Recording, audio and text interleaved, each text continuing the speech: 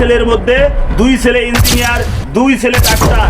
বাবা রফিকুল ইসলামের শেষ ঠিকানা হলো বৃদ্ধাশ্রম। রফিকুল ইসলামও ছিলেন একজন এমবিবিএস ডাক্তার।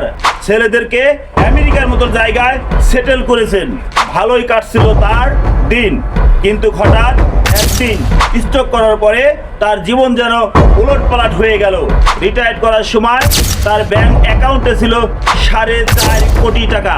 সেই টাকা ছেলে মেয়েরা বিভিন্নভাবে ভয়ভীতি দেখিয়ে রফিকুল ইসলামের কাছ থেকে নিয়ে তারা আমেরিকায় পাড়ি জমায়। 88 বন্যার সময় রফিকুল ইসলাম 1000 টন চাল নিজে হাতে নৌকায় করে নিয়ে তার গ্রামের মানুষের মধ্যে বিতরণ করেছেন। মনে অনেক ক্ষোভ নিয়ে বলে, আমি এখন তাদের থেকেও নিরুপায় হয়ে পড়েছি। রফিকুল ইসলামের জন্য কি 4 ছেলের মধ্যে এক ছেলেরও মনে অনুভূতি জন্মালো না বাবার জন্য?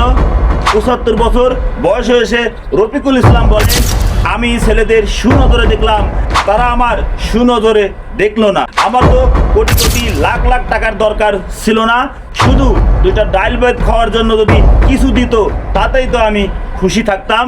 এই আর্তনাদ দেখেও কি ছেলেদের মধ্যে কোনো রকমের সহানুভূতি বাবার জন্য জন্মালো না?